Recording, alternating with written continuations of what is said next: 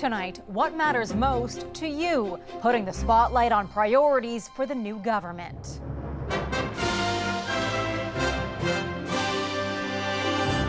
We will continue to put pressure on the American government. The issues topping the agenda for Canadians as politicians look to deliver on campaign promises. If the election was a war, that the war's over, but the battle continues. And who will be in Carney's cabinet as the Liberals sit 2 seats shy of a majority? I think the cabinet's going to be shaped by 2 themes: change and crisis. Fratelli e sorelle. The Pontiff's first Sunday blessing, why some are calling it a symbolically rich address in St. Peter's Square. His ability to connect and reach people really makes a difference when you can speak their language. Plus, heartfelt messages on this Mother's Day. She's kind of the heart of our family. A tribute to their resilience, warmth, and wisdom. Happy Mother's Day!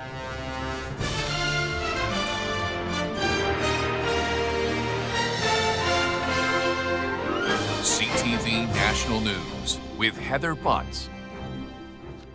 Good evening. Canada's new government is taking shape, with the Prime Minister set to unveil his cabinet in just 48 hours. It will offer a preview of what Mark Carney's government plans to focus on this term. But for Canadians, the list of priorities is already clear. CTV's Colton Prale on what matters most to you and how politicians plan to meet the challenge. The opportunity is in the partnership. For 5 weeks, Mark Carney worked towards this moment. But the Prime Minister left Washington without a deal and with tariffs still in place. Now the White House says those tariffs aren't going away. We will not go below 10%. That is just not a place we're going to go. We will, country by country, address their particular issues. That message, the complete opposite of the Canadian government's, which says it won't quit until tariffs are off the table. We will not stop working and accepting that the status quo of some version of these tariffs remain in place. We had a free trade agreement with the United States that President Trump had signed. New polling from Nanos research shows that the relationship with the U.S. is the top issue Canadians want the Liberals to focus on. But affordability is a close second. The challenge for Carney is who wants what. If the election was a war, that the war's over, but the battle continues. Young people do not think that U.S. relations should be the top priority. They think affordability should be the top priority. And you know what? If you happen to live in the prairie provinces, Alberta, Saskatchewan, and Manitoba, you agree with younger Canadians. Carney promised quick action on affordability, like passing a rate cut to the lowest income tax bracket before Canada Day. But experts caution Canadians aren't likely to feel major changes anytime soon. Take something like housing, for example. Even if you put shovels in the ground next week, you're looking at years before you actually get return on investment. And for that progress to last years, the Liberals will need stability for their minority government. In the short term, that's also what Canadians want, especially when it comes to dealing with the United States. Nanos found roughly 3/4 of Canadians want to see parties work together to present the U.S. with a united front. One element of that unity is quelling the growing feelings of Western alienation, particularly in Alberta. Carney will have a chance to do that at the upcoming First Ministers meeting in Saskatchewan later this summer. Heather. CTV's Colton Prale in Ottawa. Mark Carney's cabinet will play a major role in meeting those expectations. His new front bench will be unveiled on Tuesday at a swearing-in ceremony at Rideau Hall, a list that's likely to include some familiar faces. CTV's Jeremy Sharon looks at how it may all shake out. When Prime Minister Mark Carney returns to Rideau Hall on Tuesday, he'll name a new front bench for the second time in as many months. I think the cabinet's going to be shaped by 2 themes: change and crisis. That change in cabinet is likely to come via some high-profile newly elected MPs. Former Carney advisor Tim Hodgson, École Polytechnique shooting survivor Nathalie Provost, former Quebec Finance Minister Carlo Leitao, former Vancouver Mayor Gregor Robertson, former Saskatchewan Minister Buckley Bélanger, and former broadcaster Evan Solomon are among those to watch for. I do think you're going to see a mix of old and new, but I think you're going to see a real emphasis on new and a utilitarian focus in terms of who has done what for me, and more importantly, who can do what for me in terms of moving the yardsticks on the priorities that I, as Prime Minister, care most about. Now, one of the biggest questions lies with what happens to the familiar faces, whom Carney has tapped already with key portfolios linked to the trade war. We see a very similar team between Trudeau and Carney. The Conservatives will say, look, it's just Trudeau all over again. I think, it'll be interesting to see who Carney brings in that's new. With more MPs this time around, he'll have more options, and regional representation could come easier with seats in every province. Carney has promised gender parity, but hasn't indicated if he'll grow his cabinet. I'm more interested in the style of governance than I am in who he puts into the cabinet. It's always fun to speculate about who'll be in cabinet, but what approach will he take? Efficient and focused is the approach Carney has promised. In his first go-around, he made dramatic cuts to the number of ministers in cabinet, but with new high-profile MPs, that number could grow this time around. Heather? TV's Jeremy Sharon in Ottawa. Thank you. China's ambassador to Canada says he believes our two countries should seek common ground to restore their relationship following years of diplomatic and trade tensions. Appearing on CTV's Question Period with Vashi Kapellos, he pointed out that now is the time to move on from past grievances. China-Canada relationship suffered setbacks in the past few years, and the causes of the event and also the merits of the case are very clear. But China now is ready to move on and look ahead. We are ready to work together with Canada to bring our relationship back onto the right track. Relations between Ottawa and Beijing soured in 2018 after China detained Canadians Michael Kovrig and Michael Spavor over allegations of spying. China also has been repeatedly accused of foreign interference, allegations which the ambassador strongly denied. And the U.S. saying tonight it has reached a trade deal with China. The world's two largest economies have been locked in a tariff war that has disrupted global markets. The U.S. Treasury Secretary says substantial progress had been made in trade talks taking place this weekend in Geneva. China's Vice Premier says they have reached an important consensus. More details will be released tomorrow. New developments tonight in the ongoing conflict in Gaza, where Hamas says it will release the last known living U.S. hostage still in captivity.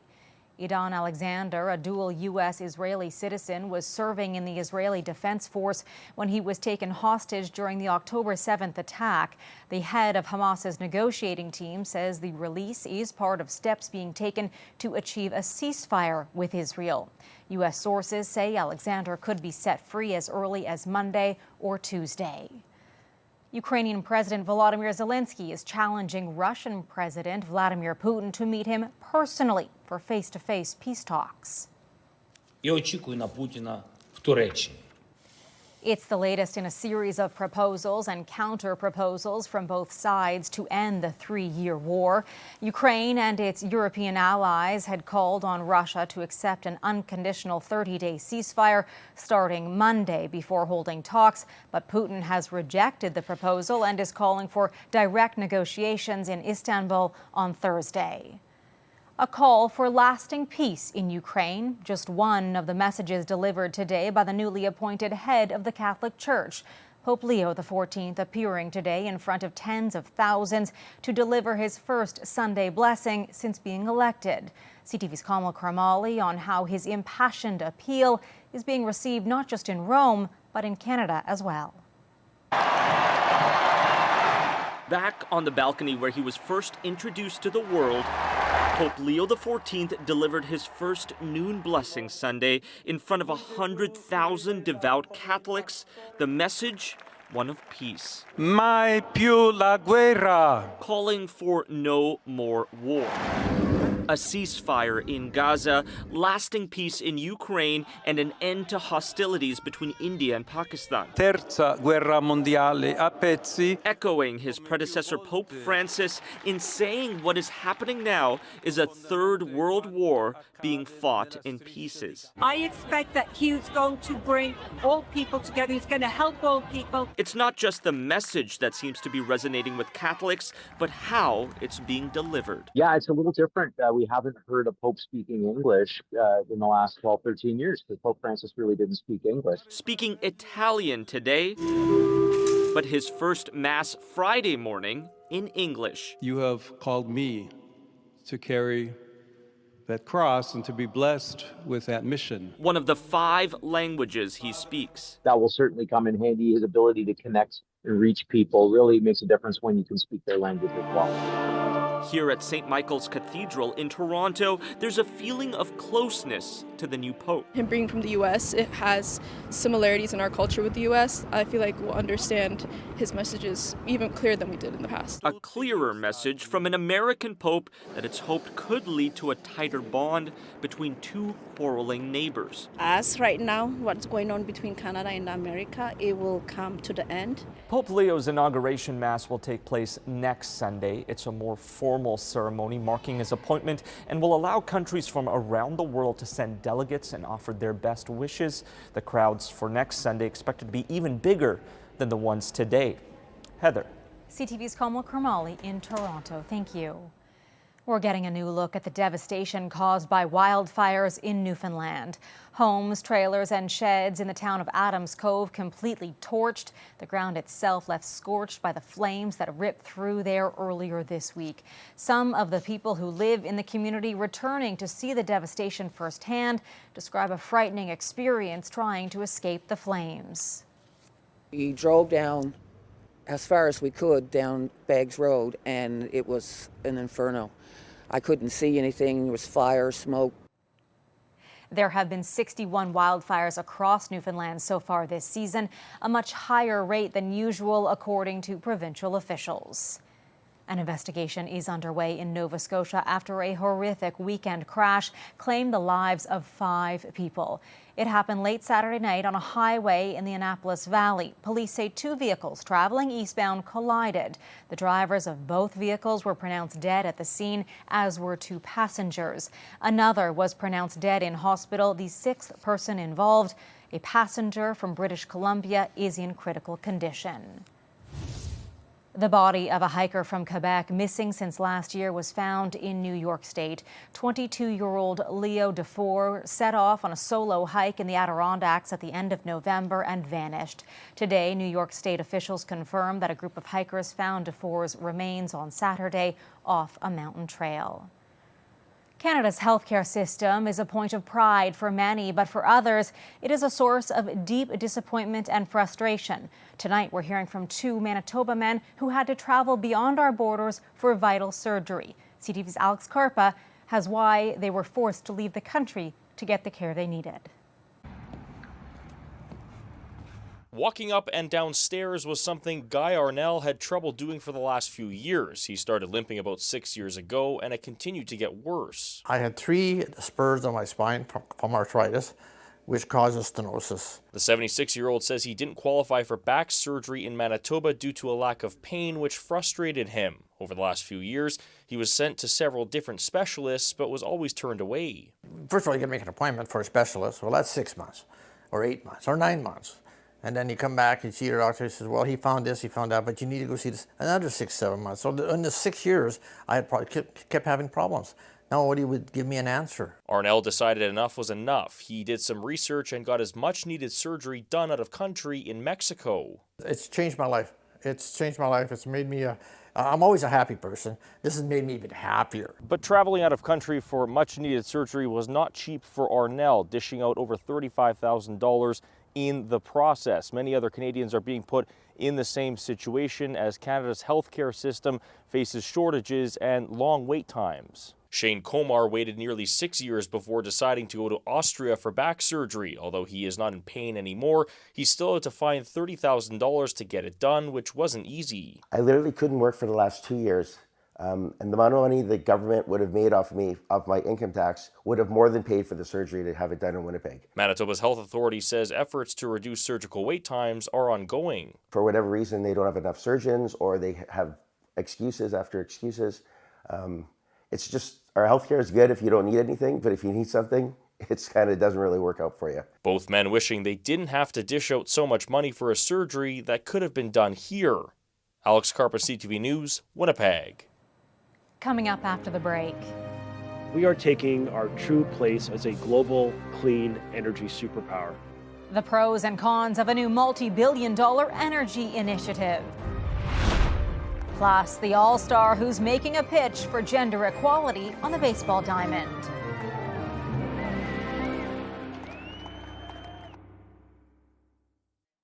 Ontario has given the green light to build a small nuclear reactor, the first of its kind among Western nations. It promises cheap and reliable green energy, but as CTV's John Venevali-Rao shows you, the project has its critics. Next to Ontario's Darlington nuclear plant, you'll see a massive construction site where proponents say history is being made. The area, slated to be home to the first of 4 mini nuclear reactors, which could help pave the way for widespread adoption around the globe. We are taking our true place as a global clean energy superpower. The province giving Ontario Power Generation the green light to spend more than $20 billion on the SMRs, short for small modular reactors. The science behind them is similar to a bigger nuclear plant, but the hope is they can be factory constructed, making them easier and cheaper to build. And they could power remote communities or industrial sites.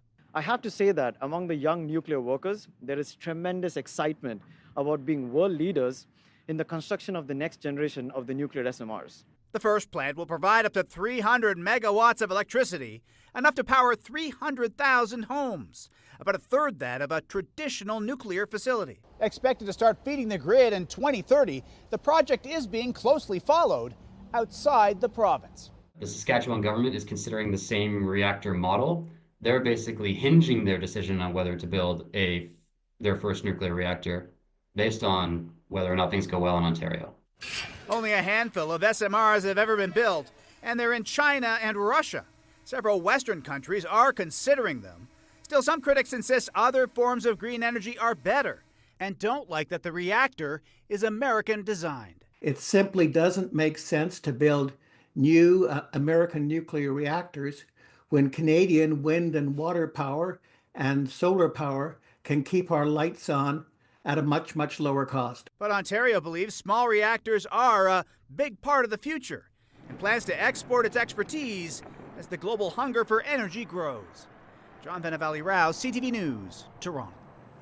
Still ahead, striking out gender barriers in sport. How one athlete just broke baseball's glass ceiling in a big way.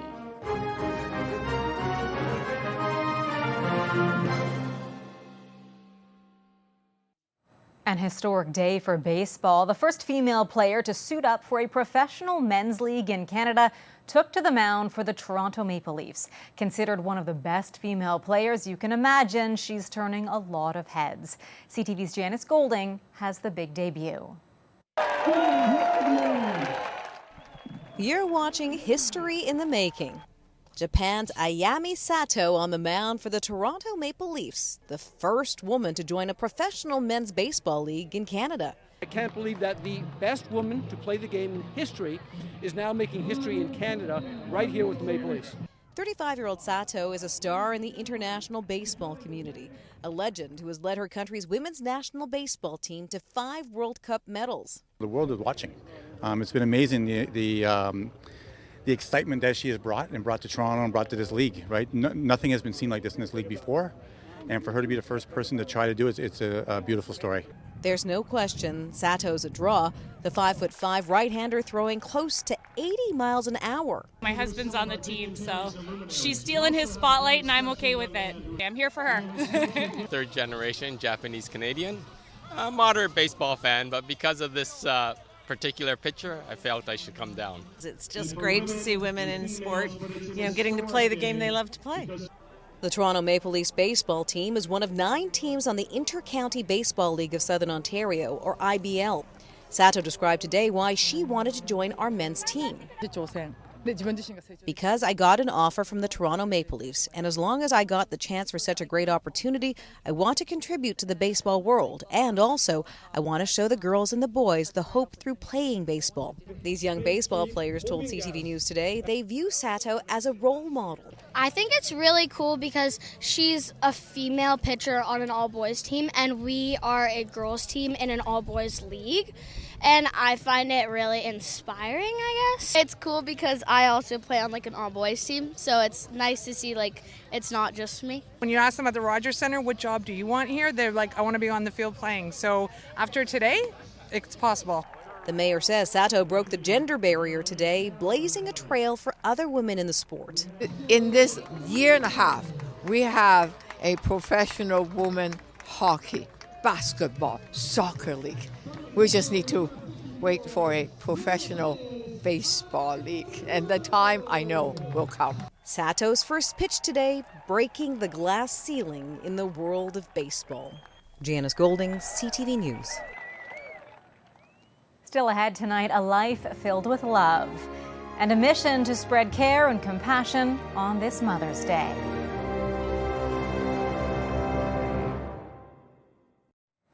We leave you on this Sunday night with a sense of gratitude to the women who, without them, life just wouldn't be the same. Our mothers. CTV's Sarah Plowman now with a show of appreciation for Mom. She goes by Mom, but she's also a teacher, a friend, a cheerleader. What have you learned from your mom? She's a really nice person, and she's taught me how to be a good human being. She is so good at everything. What's it like to hear that, Mom? Yeah, it's good. Wonderful. What's an important lesson you learned from your mom? Surround yourself with good people, work hard, don't take anything for granted, and know what makes you happy and follow it. What's it like to hear that, Mom? I love that. My mom always said, give your daughter, she has 5 daughters, and she said, give your daughters wings and let them fly. And what Lily just said shows me that she has listened. Across the country, mothers were gifted flowers and time with family. It's just nice to be able to celebrate something on such a beautiful day to celebrate with family. Mother's Day to me was yesterday because all my children were over for lunch. What's it like to spend your Mother's Day with your daughter? Oh, lovely. A chance to say thanks. I appreciate her a lot, and I think that a lot of things I know who make me today come from her. My mom is my inspiration to be a good mom, so she takes care of all of us, so it's really nice to be doing something so special together. Mothers who offer kindness and patience. It's shown me how much love that I can give and how much I can receive back. Love celebrated today from coast to coast. Happy Mother's Day! Happy Mother's Day. Sarah Plowman, CTV News, Fredericton. So much gratitude to the mothers and mother figures in our lives. And to my mom, thank you for your support. Happy Mother's Day. I'm Heather Butts. For all of us at CTV National News, thank you for watching. I will be here tomorrow with CTV National News at 5:30, along with Omar at 11. I hope you can join us. Good night.